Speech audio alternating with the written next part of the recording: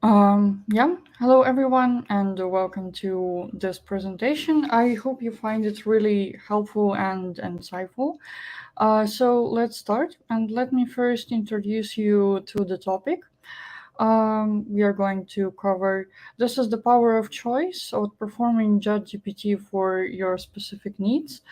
And as you can see, this is another one mentioning ChatGPT and in its title. And it's not surprising because this is like a really great tool. But what is not great is that sometimes people think that this is the only model, the only solution which is available in data science for working with text. And yes, the most recent and the most advanced technology is always the best solution, and that's what we are going to cover today. And yeah, let me first probably introduce myself so we get to know each other a bit better. I'm Tetiana Khoroshun, AI engineer at MobiDev, and my field is NLP, which is natural language processing, which is basically everything in data science connected to text, including GPTs of this world and other techniques and large language models as well. Um, yeah, as you can assume, the majority of the projects I'm involved in is somehow connected to text. And I brought you just a couple of cases to discuss. And in general, the whole presentation is built on case studies. I brought three different ones. But before we look at the specific cases, let's talk about what is usually required from a software which uses AI, because it's always about choosing the right tool. And yeah, so the cost is of course important, and it's not only about development cost but also the running cost. The then businesses, which is basically for whom we are working, usually they also care about how well the software works, so the performance is important as well. And which is also good is when you don't need to make a lot of effort if you want to just tweak something, make a minor change, and just maintain the system that you have. So this will be four evaluation points, let's name them like that, and we will be referring to them after each case study we are discussing. So this is how we are going to evaluate different solutions we have. Okay, so let's move on to the first case study. This is emotion classification for consumer products. And let's go a bit more into details. Imagine a company which just released a smartphone lineup, and they really want to understand the reaction from the media, from the people, and how you can usually understand the reaction on the internet. You are reading articles, reviews, and so on, and they wanted us to understand which emotions usually correlated with the products. But it's not just the classification task when we have lots of articles and we need to classify them based on the emotions. This task was a bit more specific. So imagine we have just a part of the article which you can see. They want to understand a specific emotion which is related to the specific smartphone from the lineup. And which is also important, they wanted to understand what is the aspect to which this emotion is kind of expressed. And from what you can see is kind of ideal solution, so ideal result. So we have a smartphone A, and a reviewer is truly thinks that this is truly a delight for design enthusiasts, from the slim profile to elegant glass back. So this is probably a good emotion, can be named happiness, and the aspect is design. Another one is smartphone B, and the reviewer also talks about design, but we can see that he or she is quite disappointed with it, and then even kind of sad because of the disappointment, I guess. So this is quite a challenging task. This is challenging because we need to detect specific emotions related to different products within a broader articles or within an article. This is also not an easy thing. And we need to understand context specific nuanced emotions. So everything is based on the context. Okay. And when we are talking about understanding a language, it's always a thought that, yeah, you need an AI capable of sophisticated language understanding. And what usually comes to the mind first is some GPT, for example. So let's discover how, for example, GPT could be applied here. I'm not going to go like writing code in this presentation or something like that. I will be just presenting a pipeline of how it possibly could be done with GPT. So the first step, as always, is cleaning up the data, especially well, we are probably going to scrape the data from the internet, so we might need to clean it up from the HTML tags and so on. So pre-processing and cleaning always the first step. Then we would need to train a model because we need to get the it's not just a regular classification, and we have a set of motion, and we have a minor data set, like a small one, but it's not great, like it's not completely accurate, and it's rather small. We can try to fine tune on this. And the second point because of this is fine tuning. And after that, we would need to regularly retrain it. Okay, if this is a solution which is going to work not only for this lineup, but also for the next ones the company is going to release, then we would need to retrain it for every one of them. And also, if there are in some minor tweaks, I don't know, new emotion added or something like that, we would need to retrain it once again. Okay, this is how it can be with the GPT. And let's now discuss how it can be done in some other way. So, the alternative solution. So, the alternative pipeline would once again require the same pre processing step, once again cleaning the data and all this stuff. After the text is pre processed, we would need to extract the context. The simplest thing which we could do is, yeah, we have a names of the smartphones, and for example, if the smartphone is mentioned in the article, we can just get a sentence or a couple of sentences around it and extract it and analyze this specific part. But first we would need to extract this. Then we would use the pre-trained emotion model. There are quite a lot of them, and there are quite a lot of really good quality data sets as for emotion detection task. And we can apply this to the context, and that's how we could understand the specific emotion related to the smartphone in this context. Yeah. And then as we also need to understand not only the emotion about the smartphone, we need to understand the emotion towards the specific aspect of what is talked about. For example, design as well, or battery, or camera, or whatever. We can build a relatively simple rule-based system The simplest way is that, well, if this word is mentioned there, then this emotion is probably related to this aspect.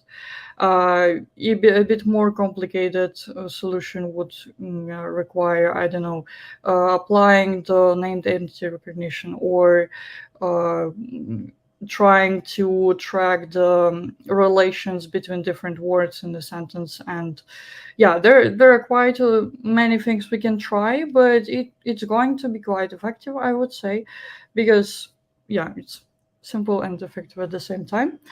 And after that, we would need to repeat this process for every model of the smartphone from the lineup. And that's how we would get this result. And you might notice that there is even no training in this pipeline, because we can already use the pre-trained solution. So we would save some money on computational resources here. Yeah, as I said, yeah, just a couple of things to mention about the value of alternative approach. Power for pre-existing models, fine-tuning emotion detection through rule-based systems. But yeah, actually, we are going to cover everything on this slide. As I said, I kind of defined four main things to which we will be coming back after each case study. So the first is the development cost. And as for GPT, you might know that GPT is not free, and it is basically an API provided by OpenAI. And if we would need to use it, we would need to pay for every token. Basically, let's simplify to every word which is passed to GPT.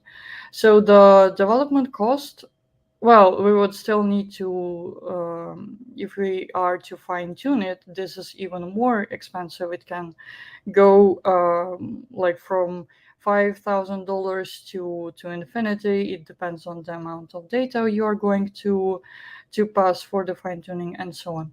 So the development cost is quite high. Um, and this is not really great. At the same time, the alternative solution it doesn't require that much computational resources, and yeah, well, it's cheaper. Maybe sometimes more complicated because you need to define this rule-based system and this approaches, but in general, I would say it outperforms in these terms. Inference cost. Uh, Once again, it is quite high, especially if we are talking about the fine tuned model. Because the regular one, if you're using the ready solution, this is quite, well, it costs something. If we are talking about the custom model, which you first need to train, it costs even more. Yeah, uh, and that's also another not really great thing. And the thing which we don't have when we are talking about the alternative solution which we have. Yeah, of course, we would still need to, I don't know, to deploy it somewhere to some cloud, and it would cost us something, but it still would be much more cheaper than this, and we can control it. As for the maintainability, well, if talking about the maintaining the system, GPT is hosted on the OpenAI site, so we are just referring it as for the API. We are not maintaining it basically. But if we are talking about the adjusting something, doing some tweaks, retraining, this is much harder because you would need to rebuild it basically from the scratch every time. And as for the alternatives, and yeah, it's kind of medium, I would say. And as for the alternative solution, well, it has. Of course, the machine learning aspect, and if we would need to train the model for an additional emotion, let's say, yeah, we would still need to do that. But if we would need to, I don't know, to do some small tweaks, and for example, to adjust it for the new lineup of those smartphones, we would just need to change slightly rule-based system, and that would be it. Uh, and this is a plus, I would say. Effectiveness, basically, yeah. Um, it's not a surprise that probably GPT is going to be effective because of the language comprehension and the general capabilities and power held in the language models. At the same, so yeah, this is good. At the same time, the solution with the which I presented, it's also capable. So it's not going to, and I would say in some cases it's going to be even more precise. And if we tune it, all the rules very nicely, it's going to be probably even better. Mm, so this is also a plus. Okay, this is as for the first case study. Yeah, if you have any questions, you can ask them and we will discuss them in the end. And now let's move on to the next one.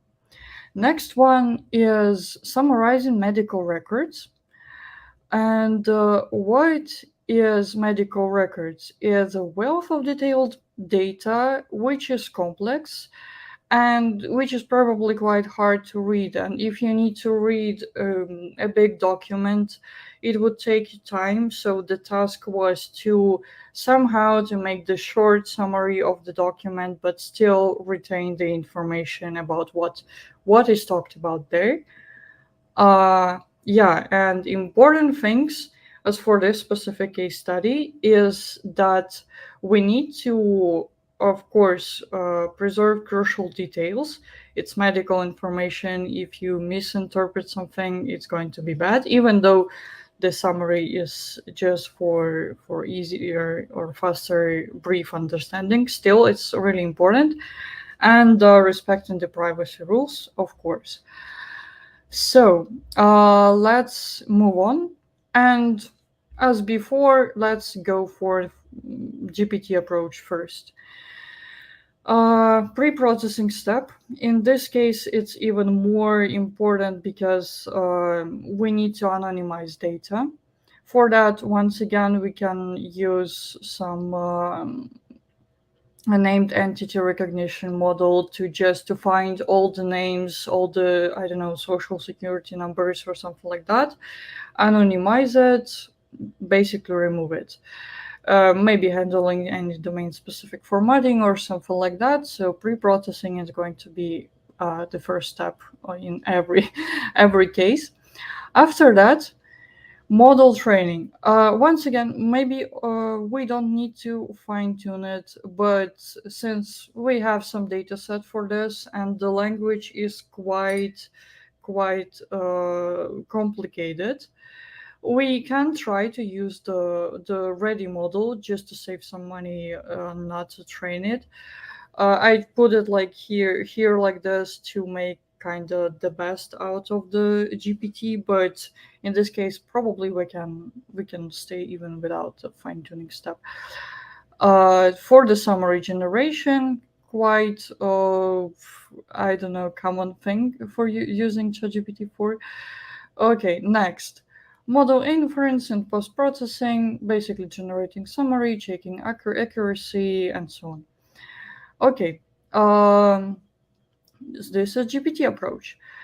What now? I just want to introduce you the summarization, how it was and how it is done before GPT. Like, what are two classical approaches?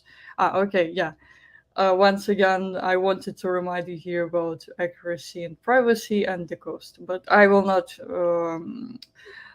stop on cost here that much because this is the same thing in every case study when we are talking about GPTs.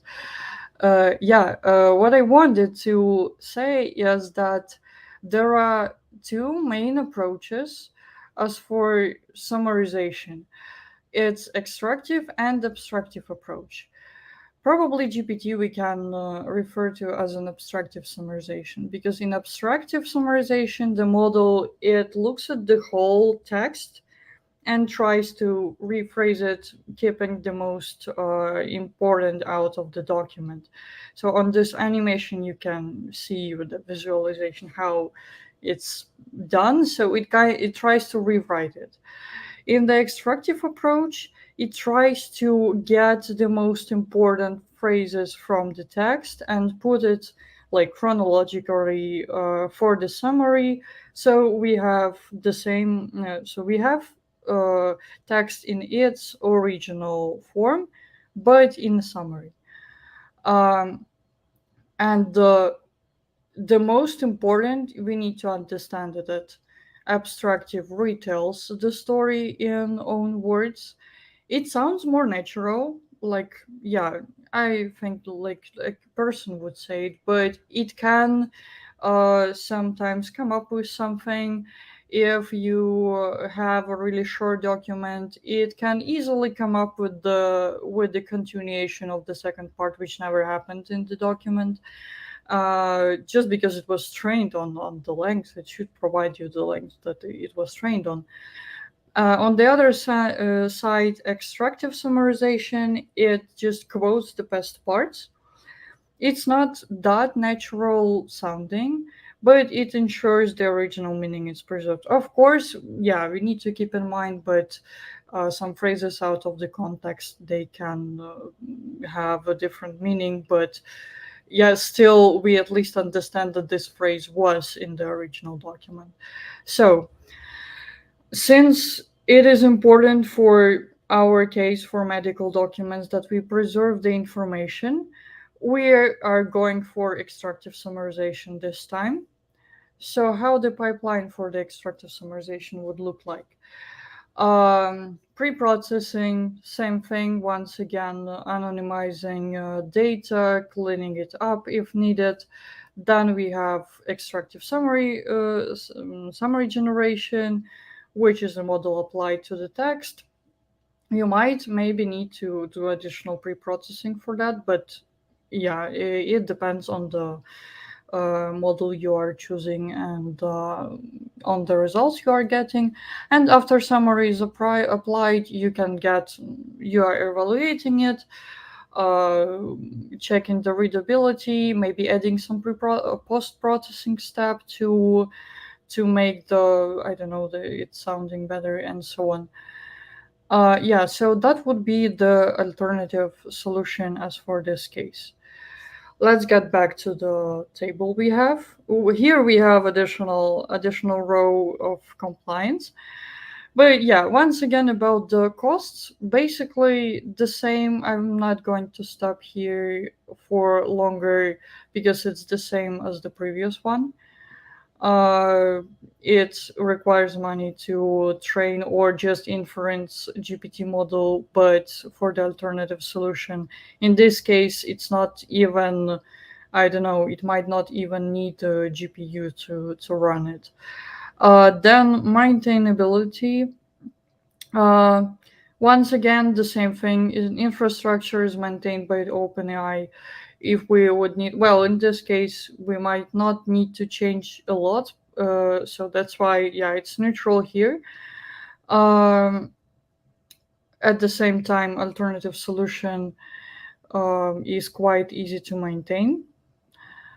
And effectiveness is, well, it's here related to compliance, because effectiveness is high in general, but the risk of creating a misleading summary is so crucial. So here it's still, this would be something you would be worried about all the time. At the same time, the extractive summarization is much more reliable, I would say, even though the context sometimes, the sounding can be worse, just because, yeah, it's just a quote. It's not that natural language we kind of got used to with the ChatGPT usage. Compliance. Um, Connected to effectiveness, it's challenging with GPT. We might, I don't know, add some post processing to handle it, but it's something that we need to care about additionally, and that's not great. And the compliance for the alternative solution is achievable, and there is no big problems about this. Okay, next. Next case study is probably something you would not expect. Competing with GPT, especially knowing that this is a chatbot, chatbot is kind of the most famous way of how to use it. This is a smart assistant for customer service, basically a chatbot. So, what do we need from this chatbot? So the goal is to implement it for customer service. This is an e-commerce company selling in air conditioner systems. Quite specific, and they need a chatbot to provide an information about the products they have. At the same time, so kind of act as a salesman or I don't know, the consultant. At the same time, they want this chatbot being able to guide users to troubleshoot minor problems they have with their systems. So, um, I don't know if you hear weird sound sometimes it's easy to troubleshoot it, and no need to I don't know to call for a specialist to fix it.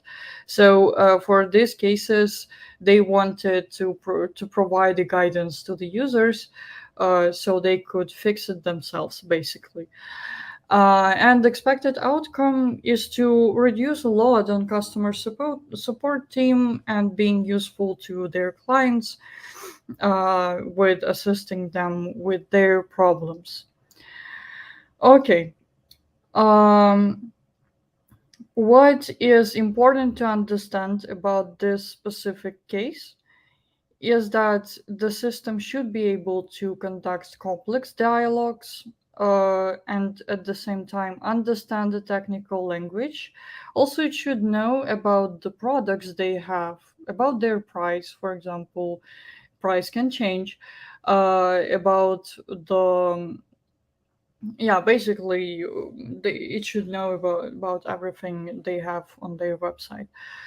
At the same time, it should guide the users to troubleshooting process. So let's go to the usual, already usual slide. Pre-processing step as for uh, chat bot model would be to collect, anonymize the previous chat logs, which they have to train a model. Why we would need to train a model in this case is that we need to give it quite an understanding of the products.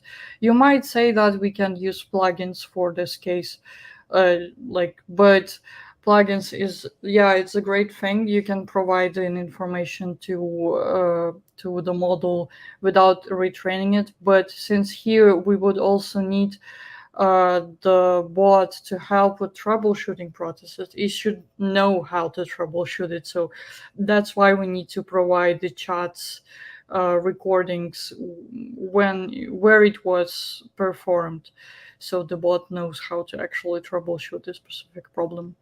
And that's post processing and integration, which is also important because just having a chatbot is not as useful for a business than having a chatbot which you can analyze afterwards. So it should be integrated into the CRM of this client, and you should be able to analyze it post after the talks. Which product was mostly asked about? Which problem was the most frequent, and so on. Okay.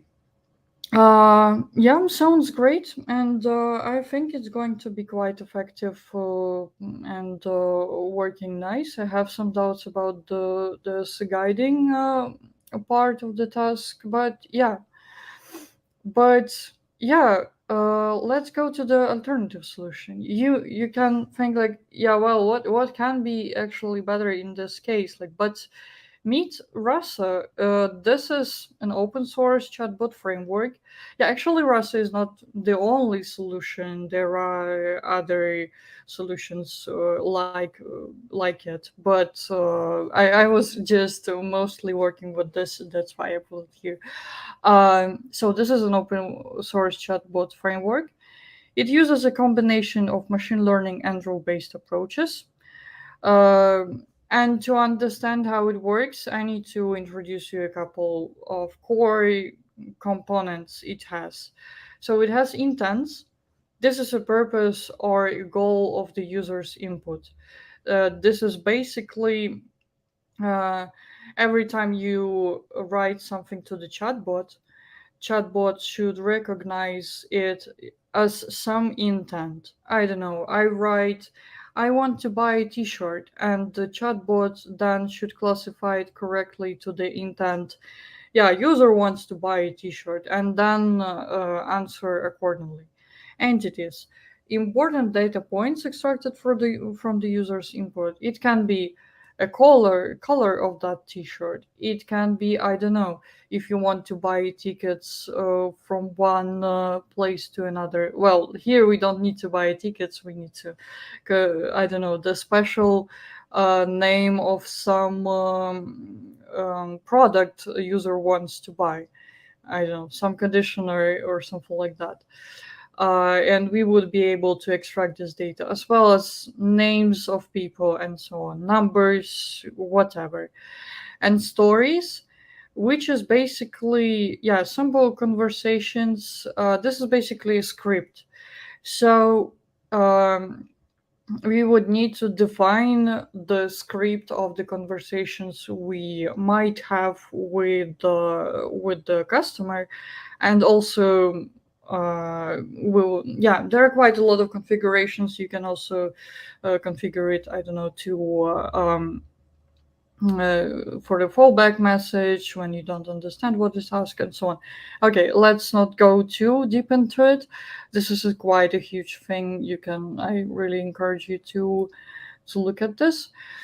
So let's try to develop a Rasa chatbot here. Uh, the pre-processing step, well, the data preparation here is a bit different, is quite different than we have for GPT.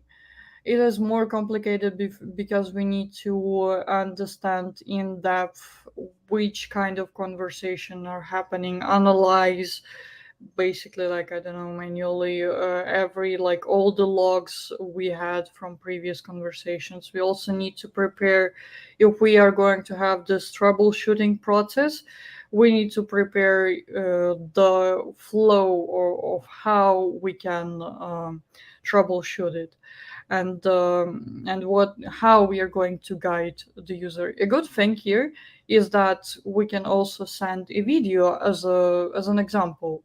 Let's say you need to fix it, we have a video how to fix it. Of course, it's better to send a video or a photo than than just explaining it in text. After everything is collected and assembled in the proper format, once again, we need to train it because it is a machine learning framework. So you need to train it so the model understands the intents correctly, so users can write in whatever form they want, not, not like the usual chatbots when you just need to click the buttons and that's how you talk, but you are not basically writing anything. So, okay, here is the model training. And then, um, yeah, defining the stories, it can be done before or after. This is what I was talking about, the conversation flow. And integration. Here it's quite simple. This framework is basically made for post analysis as well. So it has quite a flexible architecture for integration, and so on. And yeah, one important, I don't know if I told you that it's open source, but yeah, it has also enterprise version. But yeah. Um let's get back to the comparison which we have after the case study. Development costs. Once again, the same thing. Alternative solution is, well, it is free, but it takes much more time because you need to in this at this stage it needs to we need to spend some time on defining all the configuration, finding proper intents, dialogues, and so on. So this is a bit worse than just gathering all the logs, feeding it to the model, and that's it. Inference costs, once again, it exists. Rasa is open source, uses less computational power. It doesn't even need a GPU, and it's quite lightweight. So this is a plus. Maintainability. In this case, it's important part with the integration with the CRM. And well, it's possible, but it's not as easy as it is in Rasa because it's basically built for such tasks. So this is a plus. And effectiveness. Um, well, if you would talk about only providing information about the products, or I don't know, just talking about something, uh, GPT is great. Also, there are some things which, of course, GPT can do. For example, it can, I don't know,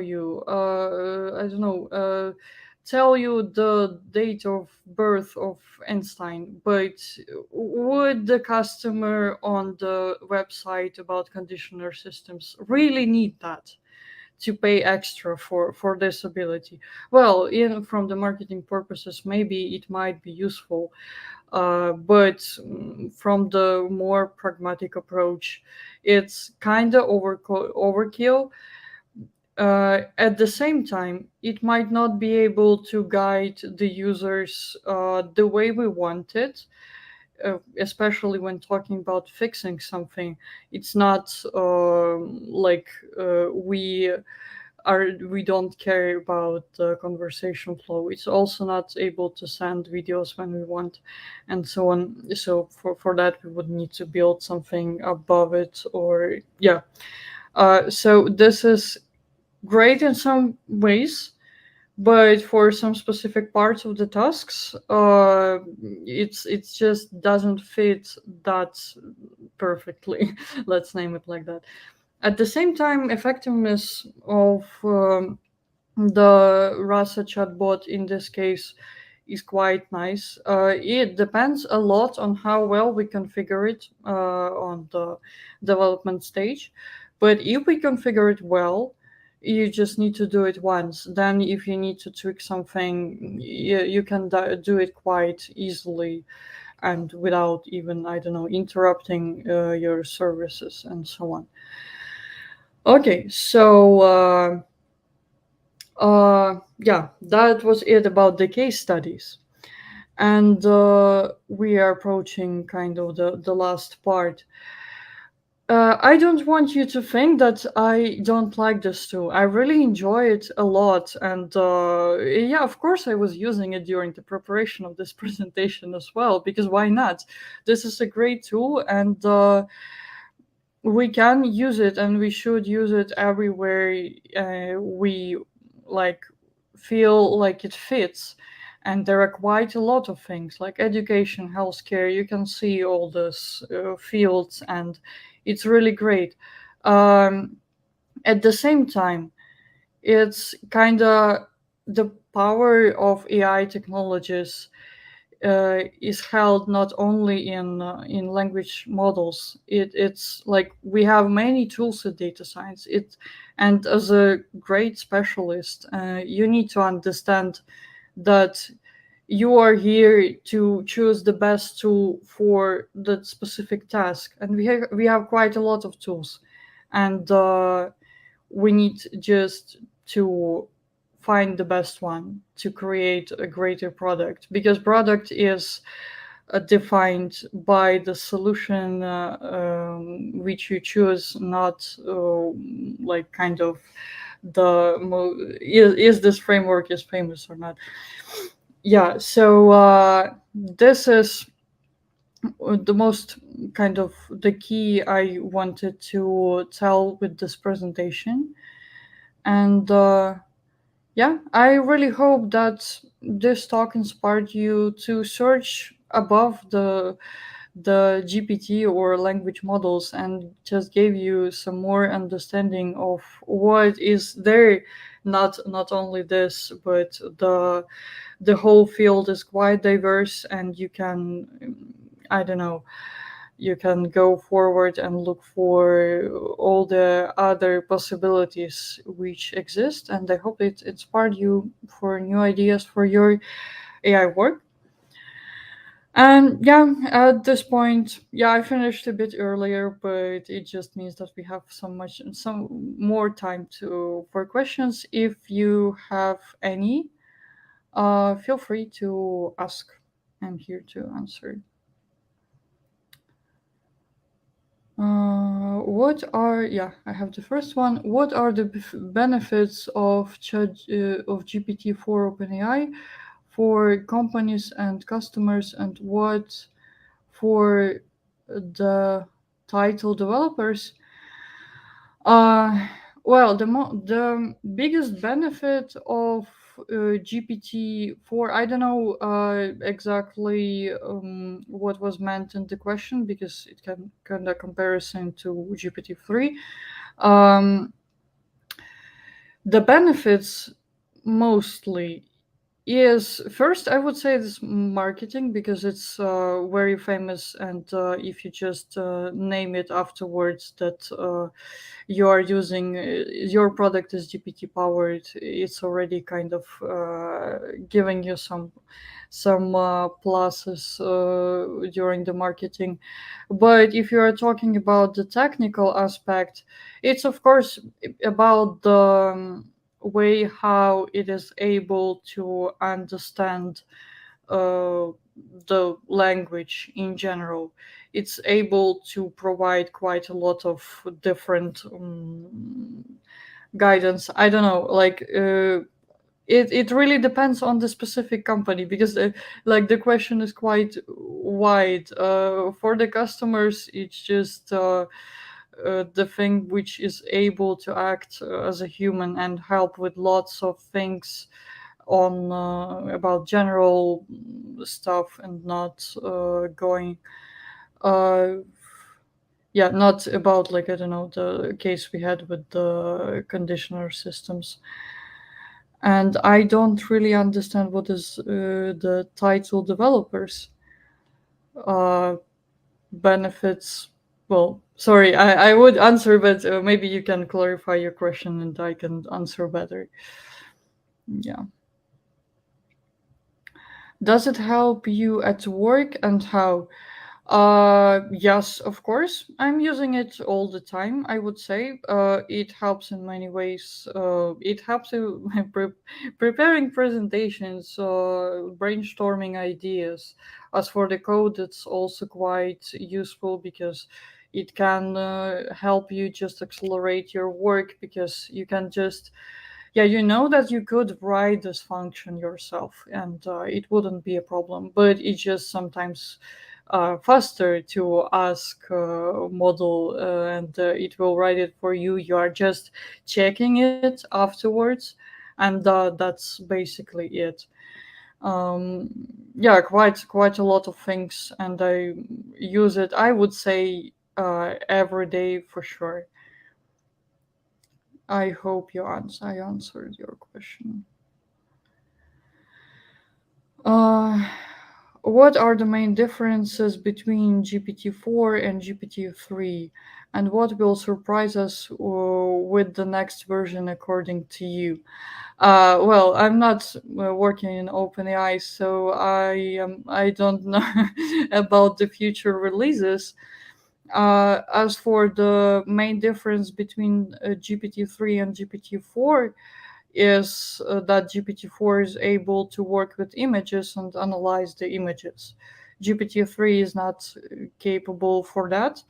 This one thing, and also GPT-4 has a much better language understanding in general, uh, because it is trained to with yeah, well, the whole model is much bigger than the GPT-3, and that's basically another improvement which I expect from GPT-5, because I guess they are just going to increase maybe the number of data, and I really hope that they also train it on the more recent data, because for now it's only through the plugins possible to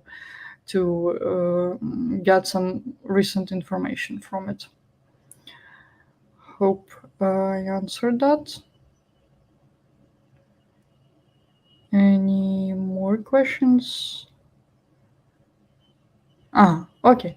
So, yeah, if you have any more questions, and if you want, you can contact me, yeah, like here on LinkedIn, but you can also reach out to MobiDev, and also I really invite you to visit the sponsors stand today, which I guess is going to be soon or even right after this presentation. So that's it. Thank you for listening. I hope you liked it. And yeah, hope to see you soon on some other event. Goodbye.